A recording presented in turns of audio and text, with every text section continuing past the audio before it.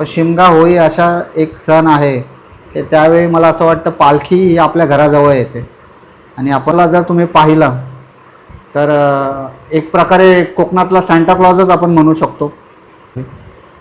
गावकरी म्हणे अण्णा भाऊ तर देव गावाला वाचवलं.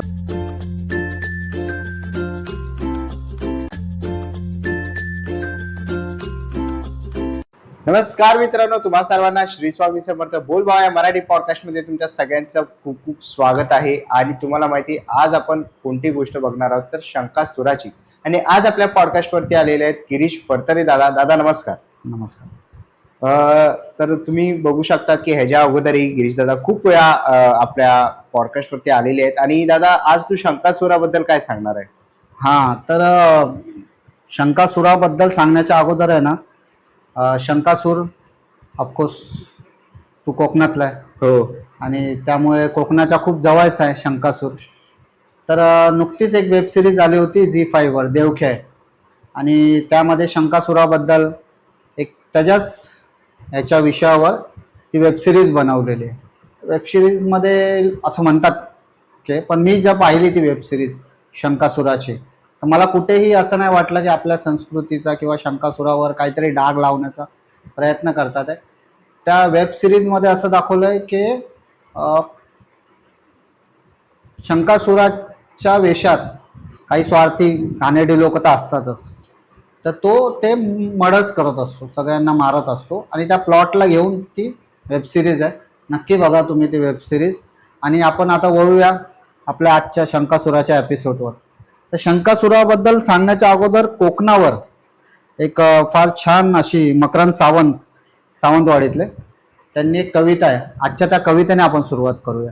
नक्की नक्की. की माझ्या कोकणात काळोख टिकत नाही, माझ्या कोकणात काळोख टिकत नाही, भूता खेतांना मुंजा प्रेतांना कुशीत घेऊन झोपणारं माझं कोकण. माझ्या कोकणात काळोख टिकत नाही, भूता खेतांना मुंजा प्रेतांना कुशीत घेऊन झोपणारं कोकण. भोया सांबासारखं सत्तेची चटक नाही, उपभोगाची भूक नाही. सत्तेची चटक नाही, उपभोगाची भूक नाही. मिठाच्या पाण्यात भात भिजवून तृप्तीने ढेकर देत कोकण. म्हणालं तर पंच इंद्रियांना सुखाने गुदमरून टाकणारं सगळं आहे, पण सगळं हवं ही हावही नाही. सगळं हवं ही हाव ही नाही. उशाला सह्याद्री आणि पायथ्याला समुद्र, अंगभर सौंदर्याची लेणी आहे. माझ्या कोकणात काळोख टिकत नाही, भूता खेतांना मुंजा प्रेतांना कुशीत घेऊन झोपणारं माझं कोकण आहे. सौंदर्याला शाप असतो म्हणतात असं, वादळ सोसून सोसून पुन्हा मोडलेली कौलारू घरं त्या कण्यासोबत उभी आहे. कितीही माड पडले याचा हिशोब लावून पुन्हा नवीन पहाटेला नवीन रंग द्यायला उभी आहे.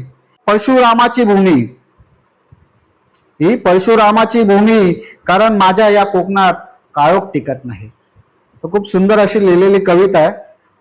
आणि खरंच आहे की या कोकणात काळोख टिकत नाही, कारण इथे शंकासूर आहे.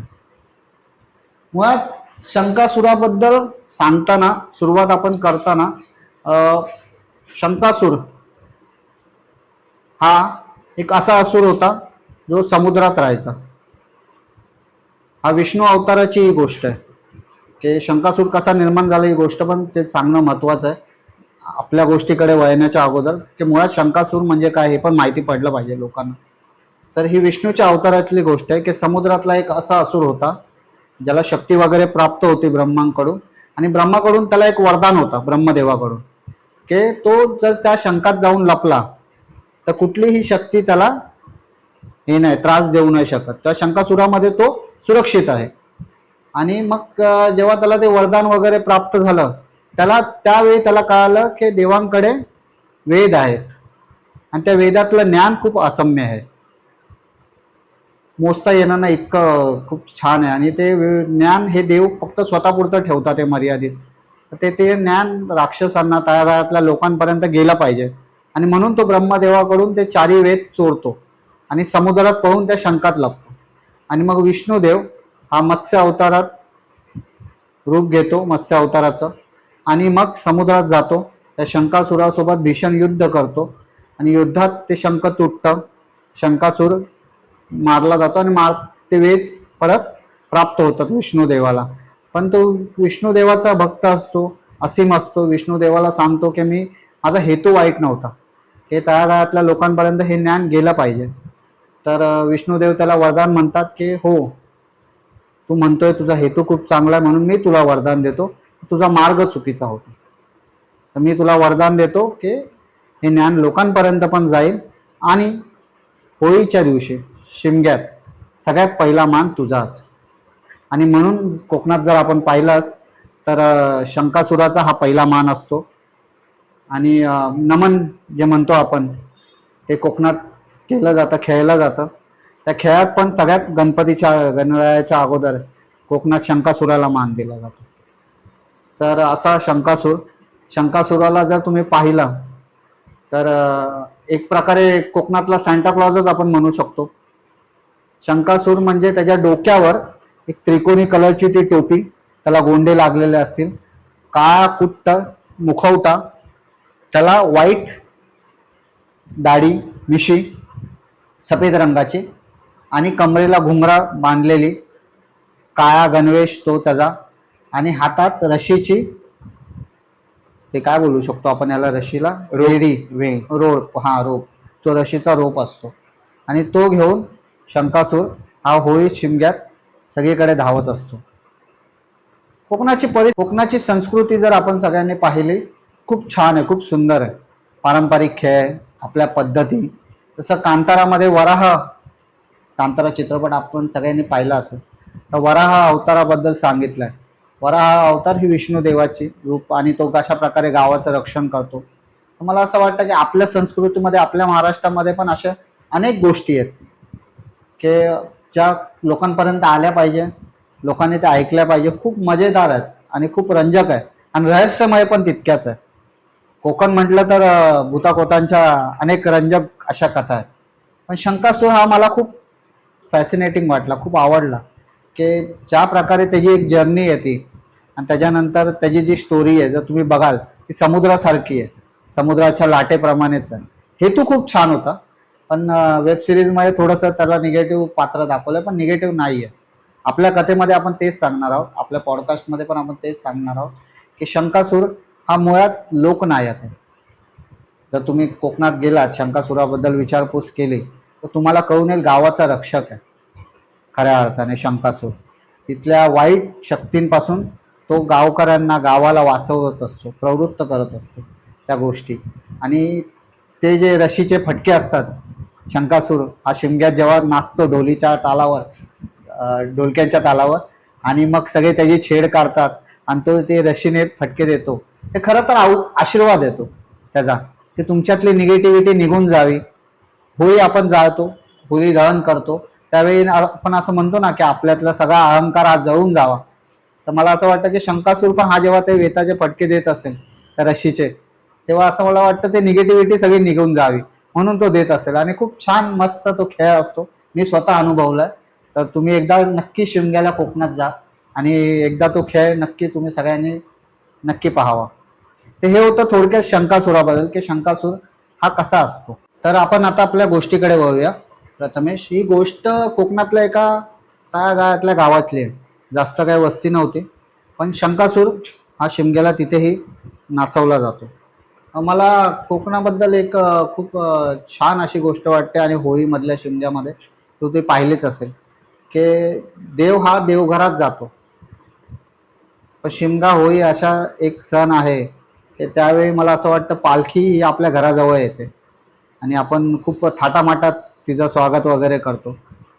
आणि मला खूप छान वाटतं त्याबद्दल की शंकासूर नावाचा एक असा असुर आहे ज्याला देवापेक्षा अगोदर जास्त मान दिला जातो त्या दिवशी. आणि त्याच देवाची ती गोष्ट आहे. आणि या गोष्टीमध्ये दोन पात्र आहेत. सगळ्यात पहिलं प्रमुख पात्र म्हणजे गणेश नावाचा, गण्या म्हणायचे त्याला गावी. तो गण्या हा शंकासुराचं वेश करून होळीमध्ये खेळायचा, नमनमध्ये पण जायचा. आणि सगळ्या तो शंकासुराचं पात्र हे खूप वर्षांपासून तो करतोय गावात आणि त्याचे वडील पण करायचे. सो पूर्वीपासून चालत आलेलं आहे. आणि त्याला ते खूप आवडायचं पण, की मी हे पात्र करतोय. तो नेमका मुंबईला जरी कामाला असला तरी सुट्टी घेऊन जायचा गावी आणि पात्र निभवायचं. तर त्याला खूप वेळ होता त्याबद्दल. ते मुखवटा वगैरे, ते डोळे, ती जीभ लाल करणं आणि ते मस्ती करणं होळीच्या दिवशी. तर असा स्वतःमध्येच रमलेला गणेश, ह्याची एक गोष्ट आहे. आणि ह्याचं गोष्टीचं दुसरं पात्र आहे ते वैद्यबुवा. अण्णाभाऊ म्हणून त्यांना हाक मारायचे. ते अण्णाभाऊ हे वैद्य होते त्या गावात आलेले. खरं तर या गावात अचानक एक रोग पसरला होता, तो खूप भीषण होता आणि खूप काही केल्या लहान पोरांना होता खास कर, आणि काही केल्या जात नव्हता. त्या गावात लहान पोराला आजारी पडत होती, पण खूप प्रयत्न केले, खूप गोष्टी केल्या, पण ते काय जात नाही. तर दुसऱ्या गावात राहणारे अण्णाभाऊ यांना कळालं की बाबा असा असा रोग एक पसरला आहे. आणि अण्णाभाऊंना जुने झाडापाचोळ्याचं औषधाचं ज्ञान, आयुर्वेदिक आपण ज्यांना म्हणतो, ते ज्ञान प्रचंड होतं. की त्यांच्याकडे एखादा रोगी गेला आणि काही सांगितलं की मला असा असा त्रास होतोय, अण्णाभाऊ त्याला आपल्याकडचे जे बनवलेले औषधं असायचे ते दिलं की एकदम छान ठणठणीत बरा होऊन निघायचं. तर असंच अण्णाभाऊंना ते कळालं त्या गावात असं असं आहे. त्या गावकऱ्यांनी सांगितलं आम्ही खूप गोष्टी करून बघितल्या, देवाचं पण करून बघितलं, पण ते काय रोग काय जात नाही. तर आपण आमच्या गावी या, बघा त्या मुलांना वगैरे. अण्णाभाऊ त्या गावी जातात. होळीचे दिवस असतात ते. तर कोकणात आपले 10-15 दिवस होळी असते. तर त्याच होळीच्या दिवसातली गोष्ट आहे की आजारही होते, पण गावची प्रथा आहे जुनी पारंपरिक, ती कशी करणार. तर गणेश पण असायचा त्या गावी, त्याचे आई वडील आणि गणेश. आई वडील बिचारे म्हातारे, आणि गणेश मुंबईत काम करायचा आणि सुट्टीच्या वेळी गावी गेला होता. आणि कारण त्याला ते पात्र पण करायचं असतं शंकासुराचं, जो पहिल्यापासून तो करत आलेला होता. तर त्याला कळतं गावी गेल्यानंतर की अशा अशा प्रकारे आजार पसरलाय गावात, हा रोग पसरलाय, खास कर लहान पोरांना आहे गावातल्या. आणि गावकरी सगळे व्यथित आहे, टेन्शनमध्ये, की यार गावात इतका भीषण आजार पसरला आहे, सगळे ग्रासलेले आहेत, त्याला त्रासलेले आहेत. तर आपण अशामध्ये कशी होळी सुखाने समृद्धीने साजरी करणार. तर गणेश म्हणाला की काय गावकऱ्यांनी काय विचार केला बाबा, ज्येष्ठ मंडळी ना, अण्णाभाऊ म्हणून दुसऱ्या गावातले आहेत, चांगले वैद्य बुवा आहेत, त्यांना आयुर्वेदिकचं खूप ज्ञान आहे, बघ ते येतील गावाक आणि गावाक बरा करतील. मध्ये मध्ये भाषा वापरतो मी मालवणी, पण त्याने फील येईल थोडंसं. तर गावात येतील आणि गावात बरा करतील. तर म्हटले ठीक आहे. आणि मग दुसऱ्या दिवशी अण्णाभाऊ येतात गावात, गावच्या लहान पोरांना बघतात वगैरे, की असा असा रोग आहे, थोडं त्या रोगाची माहिती घेतात. कुठलाही वैद्य पहिलं तर काही करण्याच्या अगोदर माहिती आहे, माहिती घेते, पार्श्वभूमी असते. अण्णाभाऊ बघतात वगैरे, अण्णाभाऊंना ते कळून येतं. आणि अण्णाभाऊ मग दुसऱ्या दिवशी म्हणतात की मला 2-3 दिवसाचा वेळ द्या, मी जंगलात जाऊन ते सगळे औषधं वगैरे बघतो, झाडं वगैरे पालेपाचोळे जमा करून औषध बनवण्याचा प्रयत्न करतो. म्हटलं ठीक आहे. पण अण्णाभाऊनं विचारतात की होळी साजरी करायची का. बोले हां करा ना, होळी काय, होळी जे पारंपरिक चालू आलं ते करा. म्हटलं ठीक आहे. होळीला सुरुवात होते, पालखी नेहमीप्रमाणे पूजून वगैरे. गण्या असतो, गण्याही आपला नेहमीप्रमाणे मजेत असतो, मूडमध्ये असतो की चला ठीक आहे, आता औषध येणारच आहे, भेटणारच आहे, लवकरच गाव बरा होणार आहे. सो तो पण खुश असतो आपल्या ह्याच्यात दुनके. ते म्हणतात ना, सगळं काही व्यवस्थित चाललेलं असताना नेमकं काहीतरी विपरीत घडणार असतं, हेच माणूस लक्षात ठेवायला विसरतो. आणि तसंच काहीसं त्या गावासोबत झालं. सगळ्यांना वाटलं की गावात अण्णाभाऊ आता औषधं घेऊन येतील, होईल.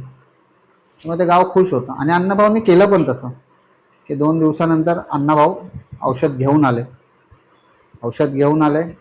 मस्तपैकी त्या गावात सगळ्या पोरांना औषधं द्यायला सुरुवात केली.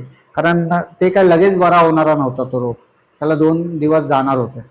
मग ते औषधं दिली प्रत्येकाला, बाबा तुझा मुलगा आजारी हे घे, तुझा मुलगा आजारी ते घे, हे घे, ते घे. गावकऱ्यांनी 2 दिवस ते औषध ट्राय केलं, लोकांना छान वाटायला लागलं, मुलं बरी व्हायला लागली. गावकरी म्हणणे अण्णाभाऊ तर देव, गावाला वाचवलं. तर बाबा सगळ्या गोष्टींमध्ये मान अण्णाभाऊंना मिळायला लागला.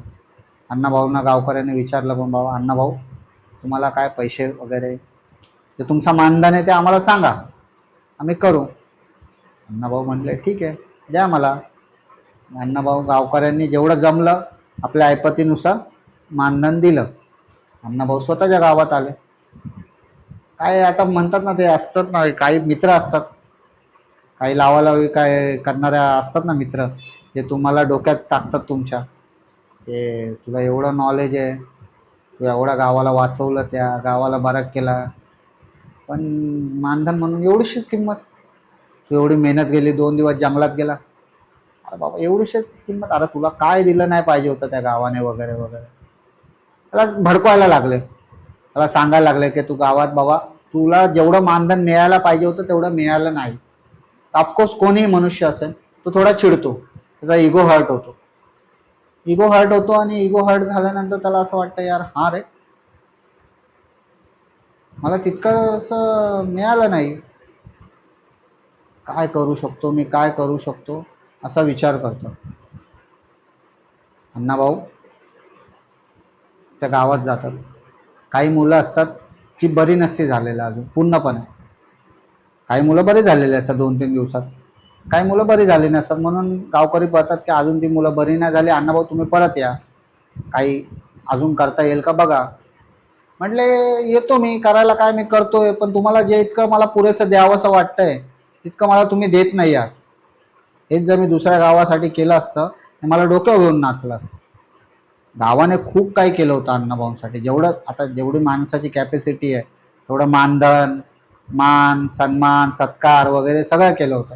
तर ते मित्राने भडकवलं होतं त्याला, पैशाची लालच वाढली की नाही जेवढं दिलं तेवढं नाही पुरेसं आहे, अजून पाहिजे. अण्णाभाऊला कुठेतरी ते कळालं की बाई माझ्याकडे अशी ताकद आहे की, कारण ते त्या जवळपास असे डॉक्टर्स होते, त्यांनी सगळ्यांनी करून बघितलं होतं, तो रोग काय बरा होत नव्हता. अण्णाभाऊकडे ते आयुर्वेदिक ज्ञानाचा थोडंसं होता, पण ते त्यामुळे तो स्वार्थीपणा कुठेतरी बोलतो ना आपण, तो जात नाही. मी पण आला होता एक त्यांच्यात की नाही या गावाला मीच बरा करू शकतो, या गावचा देव मीच आहे, त्या गावानेच माझं ऐकलंच पाहिजे, मी सांगेल तितके पैसे मला दिले पाहिजे, असं करायला लागलं. आणि त्या 3-4 बिचारा पोरी ज्या बऱ्यापैकी नाही झाल्या होत्या अजून, त्यांच्यासाठी अण्णांनी हट्ट धरला की मला पहिले पैसे द्या तितकेसे, तरच मी त्या मुलींना येऊन पूर्णपणे बरा करेन.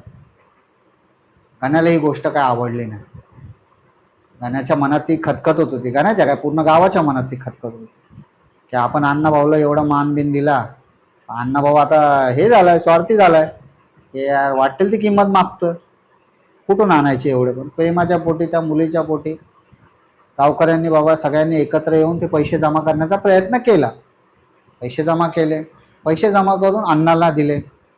अण्णा आले गावात, पैसे घेतले आणि त्या पोरींना औषधं दिली वगैरे, आणि 2 दिवसात ती मुलं पण बरी झाली, बरी झाली बरी झाली वगैरे वगैरे. पण चटक लागली अण्णाला, ती त्याला बरी झाली पोरं, मला परत विचारणार नाही, बरोबर. माझी इन्कम तर बंद होईल, काहीतरी केलं पाहिजे, काय करता येईल काय करता येईल. अण्णा त्या गावातून रात्री येताना विचार, अण्णाला झोप नाही, अण्णाच्या डोक्यात तेच पैसे, त्या गावावर पकड, माझी दहशत कशी निर्माण करू शकतो मी, कशा प्रकारे काय करू शकतो, असा विचार करता करता करता अण्णाभाऊच्या वडिलांपार्जित एक डायरी असते. त्या डायरीमध्ये ना जसं आपण म्हणतो ना की रोगांची औषधं लिहिली असतात, तसेच प्रकारे एक रोग निर्माण करण्याची पण एक काही पालापाचोळा झाडं अशी पण होती, औषधं लिहिली होती की जी समजा चुकून तुम्हाला दिली तर तुमच्यात तो रोग उद्भवतो, आणि परत औषधं दिली की तो रोगच मी मिटवू शकतो, म्हणजे जेणेकरून माझं दुकान चालत राहील. बरोबर. आणि त्या गावावर पण पकड राहील की माझ्याशिवाय त्यांना पर्याय नाही होणार. अण्णाच्या डोक्यात असं घाणेरडा नीच विचार येतो पैशाच्या लालचेपोटी. अण्णा त्यावर अभ्यास करायला सुरुवात करतो आणि तशा प्रकारचं औषध बनवतो. औषध बनवल्यानंतर अण्णा नेहमीप्रमाणे त्या गावात जातो आणि सगळे गावकरी विचारतात अरे अण्णा आले अण्णा आले, मान असतो ना आपल्या पोरांना वाचवलं असतं, गावाला वाचवलं असतं, सगळे विचारतात अण्णा तुम्ही आज येते. म्हटले नाही, फक्त गावची जरा खुशाली बघायला आलो होतो की सगळं व्यवस्थित चाललंय की नाही, आणि आज शिमगो पण आहे, होळी रात्री जाणार आहे, तर तेच बघायला आलो होतो मी. म्हटलं ठीक आहे बसा, मस्त जेवणाची सोय करतात अण्णांची. आता आलाच आहात तर राहून जावं, होळी बघून जावं. गण्याही असतो, गण्या पण आपला नेहमीप्रमाणे तयार होत असतो. आणि अण्णा आणि गणेश हे एकमेकांच्या समोर येतात त्या दिवशी रात्री होळी. आता त्या गावात शंकासुराला मान आहे इतका पहिल्यापासून, आणि वेषांतर पण गण्या करतो. तर बघितलं असेल की प्रत्येक गावाची पद्धत वेगवेगळी आहे शंकासूर नाचवण्याची. त्या गावात अशी पद्धत होती की शंकासुराच्या हातून बाबा होळी दहन करतात. आता अण्णांच्या गावी अशी पद्धत होती की जे गावचे मानकरी असतात ते होळी दहन करतात. आता मी एवढं गावासाठी केलंय तर मला मान मिळायला पाहिजे, बरोबर. आता हे गण्याला ते कुठेतरी शंकासुराचं वेश वगैरे धारण केलं होतं म्हणून कदाचित का माहीत नाही, दैवी कृपा असेल, ती झडप पण अण्णासोबतच व्हावी. आणि ती झडप झाली होती. गण्याने गावकऱ्यांचा मान ठेवला, बाबा अण्णाला दिला, अण्णाने होळी बी पेटवली. त्या दिवशी गावात सगळं मस्त वेगळी शिमगा वगैरे. अण्णाने एक गोष्ट नोटीस केली की गावकरी शिमगा होळी झाल्यानंतर सगळ्यांना प्रसाद दिला जातो. प्रसाद, आणि गावकरी आवडीने तो प्रसाद घेतात, नाकारत नाही. हा एकच पर्याय आहे की त्या प्रसादात मी औषध मिक्स करेन की जेणेकरून प्रत्येक मुलाच्या हातात, माणसांच्या हातात ते औषध जाईल. आणि मग कुठेतरी त्यांना तेच करतात. दुसऱ्या दिवशी पुन्हा जातात त्या गावात. म्हटलं मला आता या गावात आवडायला लागलं आहे तर मी थांबलो तर चालेल का. गावकरी म्हणतात थांबा बाबा, आता काय. तर हताश झालेला गण्या, त्याला दिसत होतं गावची परिस्थिती, त्या गावात आलेला आजारपण आणि पैशाची चणचण. काय कसं आहे प्रथमेश, ते म्हणतात ना की सगळं सोंग करता येतं, पैशाचं सोंग नाही करता येत. आणि हे संकट जे आलं होतं ते एकट्या गण्यावर नव्हतं, ते पूर्ण गावावर आलं होतं. त्याच्यासमोर ते सगळ्या गोष्टी घडत होत्या आणि त्याच विवंचनेत तो होता. दिवसभर तेच विवंचना त्याच्या डोक्यात मनात फिरत होती. आणि रात्री तो झोपला होता. मुखवटा ज्याच्यावर प्रेम होतं, दरवर्षी तो शंकासुराचा तो मुखवटा असतो ना, काळा काळा कुट्ट, तो मुखवटा बाजूला घेऊन झोपला आपला बिचारा. आणि त्यालाही कधी त्याने विचार केला नव्हता, पण स्वप्नात त्याच्या साक्षात शंकासूर आला. मागे होळी पेटते आणि त्या होळीच्या आगीच्या लपेट्यामध्ये समोर शंकासूर उभा आहे. ते काळ्या कपड्यात घुंगरू, ती लांब सफेद दाढी, ती लाल जीभ, त्रिकोण गोंडे, हातात ती रशी. आणि त्या गणेशला सांगतोय, हे गणेश बाळा, गाव वेटीस धरतोय तो माणूस, गावाला लुबाडतोय, काहीतरी कर. नुसतं शंकासुराचा वेश घेऊन काही होत नाही. शंकासूर हा मुळात ओळखला जातो गावाला वाचवण्यासाठी. गावाचं रक्षण करताय शंकासूर. तुला जर त्याचं सत्य उघडायचं असेल तर तुला त्याच्या गावात जावं लागेल. त्याच्या गावात जा, तिकडे विचारपूस कर, त्याच्या गावात जा, त्याच्या गावात जा. आणि पहाट होते, तो खडखडून जागा होतो गणेश. आणि ते स्वप्न जे असतं ना, ते स्वप्न त्याला इशारा देत होतं, त्याच्या गावात जा, त्याच्या गावात जा. आणि तो दिवस आला होता, होळीचा शेवटचा दिवस. गणेश त्या दिवशी काही न बघता पटकन स्वतः आवरतो सगळ्या गोष्टी आणि अण्णाभाऊंच्या गावी जातो. अण्णाभाऊच्या गावी जातो. अण्णाभाऊचे जे मित्र असतात ना, हे भडकवणारे, त्यांना पकडतो. अण्णाभाऊला माहीत नसतं. अण्णाभाऊ आपल्या मस्तीमध्ये की आता भाई गावच आपल्या हातात आलंय, पैसे काय लुबाडून घेऊ हळूहळू करत. त्याच्या मित्रांना गण्या पकडतो. त्यांना बोलतो की भाई काय खरं आहे तर तुम्ही मला सांगा. हा आमच्या गावी आला, याने आजार बरा केला, परत आमची लोक आजारी पडायला लागली, याने पैशाची डिमांड केली, हा पैसे मागतोय, आमचे गाववाले ह्याला पैसे द्यायला लागलेत, सगळ्या गोष्टींमध्ये मान द्यायला लागले, नक्की काय खरं आहे. त्याचे मित्र सांगतात की मागच्या वेळी जेव्हा तो तुमच्या गावात आजार पडला होता, तुम्ही त्याला बोलवलं होतं, त्याने बाबा तो आजार बरा केला, त्याला आयुर्वेदिक ज्ञान खूप आहे. तर आम्ही त्याला सांगितलं होतं की बाई तुला जे मानधन भेटतं ते कमी प्रमाणात भेटतं. कदाचित त्याला ती लालचीपणा त्याला आला असेल आणि म्हणून त्याने काहीतरी गोष्टी केल्या असतील. काय गोष्टी केल्या असतील. मग ते जातात अण्णाभाऊंच्या घरी. अण्णाभाऊ नसतात घरात. अण्णाभाऊ जिथे सगळ्या गोष्टी त्याच्या झाला पालो पाचोळा सगळे ज्याचं औषध बनवतो त्या रूममध्ये जातात. रूममध्ये जाऊन बघतात, त्याचे मित्रच त्याला सांगतात, हे बघ गणेश, आम्ही तुझ्याशी खोटं नाही बोलणार, कारण प्रश्न तुझा एकट्याचा नाही, गावाचा आहे. हे बघ, हे पाला पाचोळा आहे, हा त्याने त्या प्रसादामध्ये मिक्स करून दिला होता, म्हणून तुमचं गाव आजारी पडलं पुन्हा. आणि तोच आजारी पाडतोय आणि तोच बरा करतोय त्या गावाला, आणि तुमच्याकडून पैसे लुबाडतो. तो पाला पाचोळा घेतो, राग चीड आलेलं असतं, तो त्या गावातून निघतो आणि आपल्या गावात येण्याचा प्रयत्न करतो. तोपर्यंत संध्याकाळ झालेली असते. अण्णा आपला मस्त गावात आलेला असतो. सगळे लोक बाजूला, गावकरी विचारपूस करत असतात. असं त्याचा अगदी सत्कार असतो, म्हणजे एकदम विचारपूस, त्याचं खान सगळं ठेवलं असतं की जसा तो मोठा राजा बोलतो नाही का, राजा टाईप, देवा टाईप, तसं त्याचं सगळं पाहुणचार चालू असतो त्या गावात. आणि आता होळी पेटवणार, समोर होळी. गण्या रागाच्या भरात निघालेला असतो.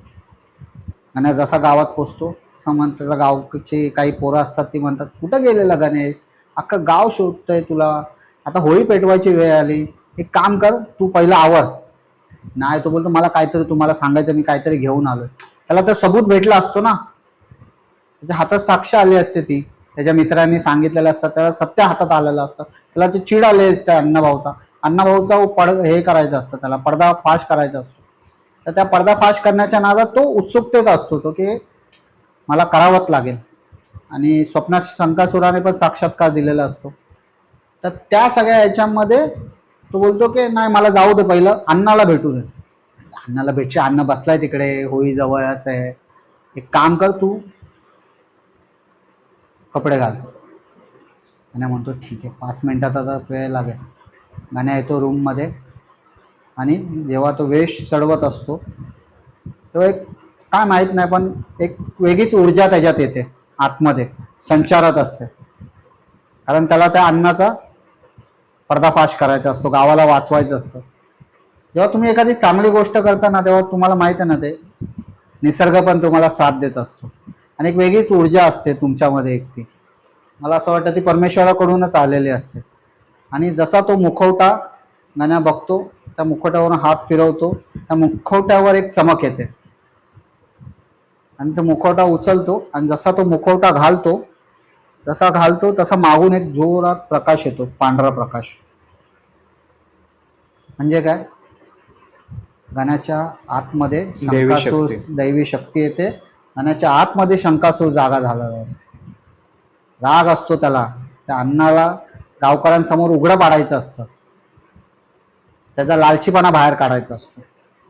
मी कुठेतरी वाचलंय, रत्नाकर मतकरींची फार एक छान असं कोट आहे की आपुलकीचा मुखवटा असतो ना, तो घालून जवळचा गद्दार मित्रापेक्षा विरोध करणारा परखडे शत्रू परा, त्याला संधी साधूपणा म्हणतात. आणि हाच संधी साधूपणा अण्णा करत होते. आपुलकीचा मुखवटा घालून लोकांना बरा करणारा, मी डॉक्टर आहे, मी वैद्य आहे, मी तुमच्या गावासाठी आलोय, चांगल्या गोष्टीसाठी आलोय, पण मनातल्या मनात काय चालू आहे, या गावाला कसं लुबाडू, पैसे कसे हाणू यांच्याकडून. तर त्या सगळ्या गोष्टी होत्या. आणि शंकासूर जेव्हा गण्या ते मुखवटा घालतो, त्यात एक वेगळी दैवी शक्ती येते, आणि ते हातात वेताची रश्शी घेऊन त्या दिशेने जातो. आणि होळी असते. ऑब्विसली गावकऱ्यांसाठी आता मान तर जखमावर अण्णांना द्यावं लागेल, औषधं पण त्यांच्याकडेच आहे, गावाला वाचवणार पण तेच आहेत. अजून बऱ्यापैकी खूप जण बरी नसतात झालेली. तर अण्णा जशी होळी पेटवणार तसा मागून गण्या येतो, त्याच्या फेकाडात एक लाथ घालतो, आणि अण्णा पडतो खाली. राग असतो ना, चीड असते ती, फेकाडात लाथ मारतो, अण्णा पडतो खाली. गावकऱ्यांना बोलतो इथं या, होळी पेटते ना, चुकून तो पडतो, होळी पेटवायलाच जात असतो अण्णा, आणि होळी पेटते, आणि मागून येऊन शंकासूर लाथ मारतो. शंकासूर म्हणजे गण्या वेशात असतो, लाथ घालतो, अण्णा खाली पडतात. आणि अण्णा गावकऱ्यांना बोलवतो, सगळ्यांना जवळ या, जवळ या, मी तुम्हाला ह्याचं सत्य सांगतो की हा किती लालची माणूस आहे, आपल्या गावाला लुटायला आला होता. हा काय देवदेव नाहीये, हा वैद्य नाहीये. वैद्य कशाला म्हणतात, जो गावाला वाचवतो त्याला वैद्य म्हणतात. अरे हा नीच आहे, नीच माणूस आहे हा. हे बघा खरं जे अन्नाच्या घरातून घेऊन आलं असतं ना झाडापाला, हा पाला पाचोळा हे औषध त्याने आपल्या प्रसादात मिक्स केलं आणि गावाला वाटायला, आणि त्या प्रसाद तुम्ही सगळ्यांनी खाल्ल्यामुळे आपण आजारी पडत आहोत आणि त्याच आजारावर पण औषध हाच देणार आहे आणि आपल्याकडून पैसे लुबाडत होता. या औषधाची एवढी किंमत आहे, मला माहित नाही, तेवढे पैसे घेऊन या. तुम्ही या नीच माणसाला मान देताय, ह्याला तर सोडणार नाही आता. आणि त्या वेताच्या रश्शीने अण्णाला फटके द्यायला लागला, फाट फाट फाट. अण्णाला पण फटके पडतात. अण्णा घाबरला, आता माझं सत्य सगळं भांडच पडलं ना उघडं. आणि अण्णा पण फटके खातो, जाऊ दे मला माफ करा, जाऊ दे मला शंकासूर, जाऊ दे मी परत चुकलो. त्याला ते आता त्याचं सगळं बाहेर पडलं, बावसळला ना तो एकदम अण्णा, त्याला तो शंकासूरच वाटायला लागला. आणि त्या शंकासुराला बघूनच तो घाबरायला लागला, कारण मागे होळी जळते आगीचे ते सगळे, शंकासूर समोर साक्षात, आणि दैवी शक्ती त्यात आली होती गणेशमुळे, की जणू असं वाटत होतं की साक्षात शंकासूरच आहे. ते रशीचे जो फटके देत होता ना गण्या, त्याला फाट फाट शंकासूर फाट फाट जोरात जोरात मारत होता. तो सगळा राग काढत होता, गावाला लुबाडत होता ना तो. तू जर असता, मी जर असतो, तेच केलं असतं आपण. बरोबर. आणि तो ते फटके देताना अण्णाला सांगत होता, अण्णा कबूल कर, सांग गावाला. आणि अण्णा गुडघ्यावर बसतो आणि सगळ्या गावकऱ्यांची माफी मागतो. हो, मी पैशापोटी लालचेपोटी हे औषध तुमच्या प्रसादात मिक्स केलं, आजारी पण तुम्हाला मीच पाडलं, आणि नंतर मला माहिती होतं की तुम्ही माझ्याकडे परत याल, तेव्हा मी पैशाची डिमांड करेल तुमच्याकडे आणि तुमच्याकडून जास्त पैसे उकाळून तुम्हाला औषध देणार होतो. माझी चूक झाली, मला माफ कर शंकासुरा, मला माफ कर. शंकासूर म्हणतो, फार छान वाक्य आहे ते, की गावकऱ्यांना पण सांगतो की अशा नीच माणसांच्या नादी लागू नका. हे आपल्या गावाला लुटायला येतं, पण परमेश्वराची कृपा, देवाची कृपा, शंकासुराची कृपा आहे. या गावापासून त्यानेच मला आपल्याला वाचवलं. त्याने माझ्या स्वप्नात साक्षात्कार दिला की सत्य काय ते उलगड, सत्य काय ते लोकांसमोर घेऊन ये. म्हणून मी याच्या गावी गेलो, याच्या मित्रांना पकडलं, तेव्हा त्यांनी मला सांगितलं, याच्या घरात गेलो, तेव्हा मला हे सबूत मिळालं माझ्या हातात. तर अशांच्या नादी तुम्ही लागू नका. जे काय होतं ते दैवी इच्छेनेच होतं. आणि या होळी निमित्त फक्त मी एवढंच शेवटला फक्त सांगतो, शंकासूर बोलतो, की मी एवढंच फक्त सांगू इच्छितो की जाळून टाका हा मीपणा, साध्य काही होणार नाही. जाळून टाका हा मीपणा, साध्य काही होणार नाही. शेवटी सगळे एकदा जळणारच आहे, राखेशिवाय काही उरणार नाही. अरे वा. तर अशी होती ही गोष्ट शंकासुराची. आय होप तुमच्या प्रेक्षकांना आवडेल. आणि होळी निमित्त माझ्याकडून आणि प्रथमेशकडून तुम्हा सर्वांना मनपूर्वक शुभेच्छा. आणि खूप सुंदर असा हा आपला शंकासुराचा पॉडकास्ट झाला. खूप सुंदर अशी स्टोरी आपण ऐकली, गिरीश दादाने सांगितली. आणि तुमच्याही मनामध्ये काही स्टोरी असेल, तुम्हालाही काही अनुभव आले असतील आणि तुम्हाला आपल्या पॉडकास्टवर येऊन सांगायचं असेल, तर नक्कीच तुम्ही व्हिडिओच्या खाली डिस्क्रिप्शन बॉक्समध्ये आपला इन्स्टा आयडी आहे बोलबावा, किंवा गुगल फॉर्म आहे, तो फिलअप करून तुम्ही तो फॉर्म भरा. आणि लवकरच आपण पुन्हा एकदा आपल्या पॉडकास्टवर तुमची गोष्ट घेऊन पूर्ण आपण सगळ्यांना सांगू, पूर्ण जगाला सांगू. तर ही गोष्ट तुम्हाला कशी वाटली मला कमेंट बॉक्समध्ये नक्कीच सांगा. आणि गिरीश दादा, तू पॉडकास्टवर आल्याबद्दल तुझे खूप खूप आभार, धन्यवाद. नाही, मग फक्त एवढंच शेवटला जातोय की ही कथा, ही जी स्टोरी आहे ती फिक्शन स्टोरी आहे. तर कोणी असं काही गृहीत धरू नका, कारण बरोबर. मलाही कोणाकोणाकडून तरी येतात गोष्टी. बरं, आपल्या पॉडकास्टवर ज्या गोष्टी येतात त्या कोणातरी गोष्टी आलेल्या थ्रू आहेत. असतात. हा. हा. एका काना वाटून दुसऱ्या कानावर, अगदी दुसऱ्या आलेल्या काना असतात. वाटून आपल्या कानावर. सो असं पर्सनली काही घेऊन कमेंट नका. वगैरे हो, जास्तीत जास्त लाईक करा. कथा म्हणून ही कथा ऐका, बरोबर है ना. आपल्या हा. संस्कृतीला जोपासा, वाढवा. आणि खूप सुंदर आपला महाराष्ट्र, आपलं कोकण आहे. तर जास्तीत जास्त चांगल्या रहस्यमय गोष्टी, भयानक गोष्टी आणि मनोरंजक गोष्टी तुमच्या समोर घेऊन येत राहू आम्ही. धन्यवाद. धन्यवाद.